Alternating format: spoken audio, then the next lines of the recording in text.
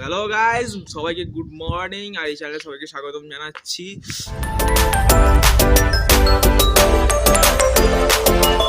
আমার ব্লগ 3 আর মালদ্বীপের ডে 4। আর এখন আমি খুবই এক্সাইটেড, কারণ আমি জানতাম একটা ভালো একটা ভিউ পাবো। আমি সকালবেলা উঠেছি, তাও ঠিক আছে, তাও চুলগুলোর অবস্থা দেখতে পাচ্ছি, কিছু কাটিনি, একটা টায়ার্ড চলে এসেছি। এখন ঘড়িতে হচ্ছে 7:05। তো তোমরা ভিউগুলো দেখো, আর ভিউগুলো দেখে অবশ্যই তোমরা চ্যানেলে নতুন হয়ে থাকলে চ্যানেলটিকে সাবস্ক্রাইব করে নেবে। আর অবশ্যই নিচে কমেন্ট বক্স আছে, কমেন্ট বক্সে পুরো ভরে দাও কেমন লাগলো, ঠিক আছে? আমি দেখতে চাই তোমাদের এক্সাইটমেন্টটা কতটা। মানালি এসে কেমন লাগলো বলবে আমাকেও। সো এখন আপাতত ভিউগুলো এনজয় করো।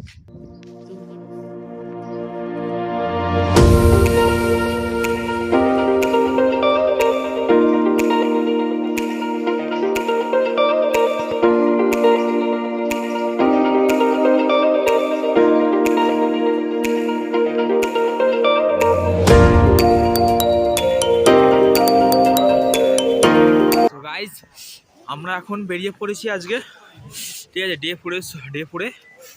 আর এখন আমরা যাচ্ছি বৈশিষ্ট্যমণি আশ্রম।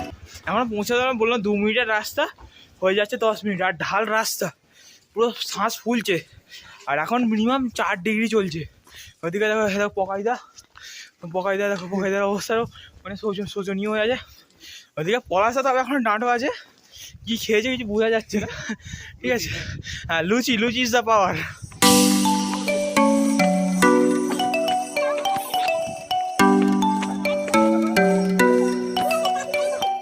এখন আছি বৈশিষ্ট্যমণির আশ্রমে। দেখো সেই আশ্রম, ওই হচ্ছে বৈশিষ্ট্যমণি, ঠিক আছে। দাঁড়াও দেখি পর দেখানো যাক। এটা হচ্ছে বৈশিষ্ট্যমণি, ঠিক আছে। আর এই হচ্ছে টেম্পেল। ভেতরে ফটো ঢুকতে দেবে না, আর বাইরে থেকে ফটো তোলাচ্ছে, কি নিয়ম কিছু বোঝা যায় না। দেখা হচ্ছে হিড়িম্বা টেম্পেল। এখন আমরা হিড়িম্বা টেম্পেলের দিকে যাচ্ছি, ঠিক আছে। এখানে যে ঘটনাটা হলো, মানে ভীম, পঞ্চপাণ্ডবের যে ভীম আছে তার বউ, এবার ভীম তার বউকে হত্যা করেছিল, মানে এটার হিড়িম্বা মানে রাক্ষসী ছিল সত্যি। এই কাহিনী আমরা বাস্তবে এখন দেখতে যাব, চলো।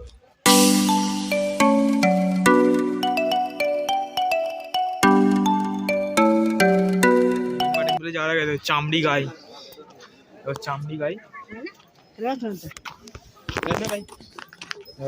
গাই দেখতেই পাচ্ছ। তাহলে হিড়িম্বা টেম্পলের দিকে যাওয়া যাক। এই দেখো, এটা হচ্ছে হিড়িম্বা টেম্পল। আমরা এসে গেছি হিড়িম্বা টেম্পলে। Just awesome view. আর জেঠিমা বলবে আমাদেরকে, হিড়িম্বা হচ্ছে ভীমের বউ।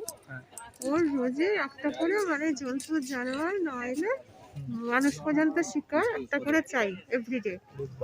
সেই জন্য ওর ওই খাদ্য হিসাবে জোগাড় করার জন্য বনের পশু পাখি মাছ শুধুমাত্র ওই হরিণ, এমনকি বাঘ পর্যন্ত নাকি শিকার করে এনে দিতে হতো। এইসব জন্তু জানোয়ার খেত, বিশেষ করে হরিণ, তাহলে মানুষ পর্যন্ত খেয়ে নিত। তো তোমরা বুঝতে পুরো মানুষ খেয়ে নিত, মানে ভয়ঙ্কর অবস্থা। তাকে ওই খাদ্য মেটানোর জন্য বনের পশু পাখি ধরে এনে দিতে হতো। এই হচ্ছে ভীমের বউ। ঘটনাগুলো সব লেখা আছে ইংলিশে আর হিন্দিতে, ঠিক আছে।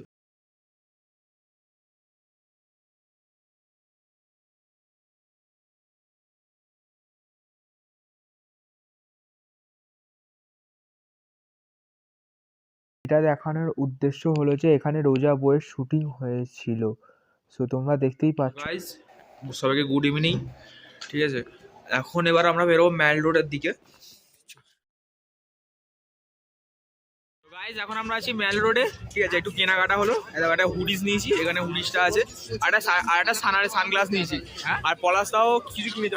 আমি ওই একটা কি বলবো সোয়েটার নিয়েছে। আর পকাইদা এখনো কিছু কেনে নেই, এইটা কিনেছে, টুপিটা কিনেছে। ওটা কালকে কিনে নিয়েছে, আজকে না। আর দুর্ভাগ্যবশত আমার যে চশমাটা ছিল সেটা আমার নদীর জলে তলিয়ে গেছে, ঠিক আছে, একটু বেশি কায়দা আমার থেকে। আর ময়দা হয়ে হ্যাঁ, আর ম্যাল রোডে খুবই মানে আনন্দ, মানে ওয়েদারটা একটু বেশ আছে, ওটা একটু বেশ ভালো লাগছে। মানে এখন কালকে যেমন ছিল 2-1 এরকম ছিল, আজকে সেটা 4-5-এ আছে। সো একটু ঠিকঠাক লাগছে।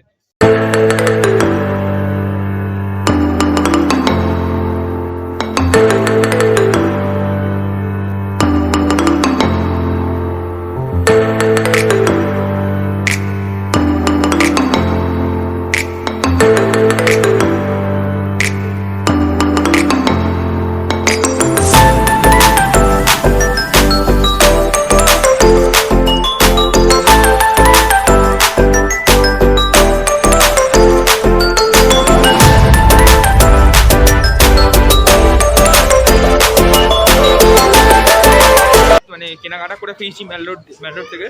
তো এই দেখো সেখানে সব পকাইদা পলাশা আছে, ঠিক আছে।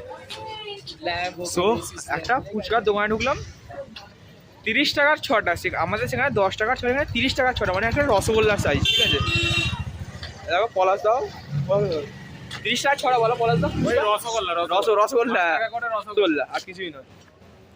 আর মোমো তো যা বলছে, আমার 30 টাকায় 6টা, এখানে 130 টাকায় 8টা, কি বলবে আর। বা একটা জায়গায় 200 টাকাতেও 8টা। 200 টাকাতে 8টা ছিল, হ্যাঁ। মানে এত বেশি দাম, এটা ঠিক নয়। আমাদের নাইনসাফি হচ্ছে কিন্তু, একদম জাস্ট একটু ঠিকঠাক দাম হলে হ্যাঁ হয়ে যেত। তাহলে তো মানে অনেক খেয়ে নেবো, হ্যাঁ। থেকে এক প্লেট করে খেয়ে নেবো। কিন্তু বাট ওই হিল স্টেশন হলো, কিছু করার নেই। না আমরা ভাবি যে আমাদের ওখানে বুঝি দাম কম হবে, হ্যাঁ। হিল স্টেশনে এখানেই তো মানে মেনলি মানে এখান থেকে তো নেপাল এদের, হ্যাঁ, এগুলো তো কাছাকাছি। কাছাকাছি। তো এই সব খাবার গুলো তো এখানে কম দাম হওয়া উচিত। হ্যাঁ, এখানে মানে তেড়ে একদম তেরে দাম নিচ্ছে, হ্যাঁ। ওগুলোর দিকে যাওয়া যাক। উফ, যা গাইস, ডে 4 এখানেই এন্ড করলাম, কালকে ডে 5 হবে। So good night, tata.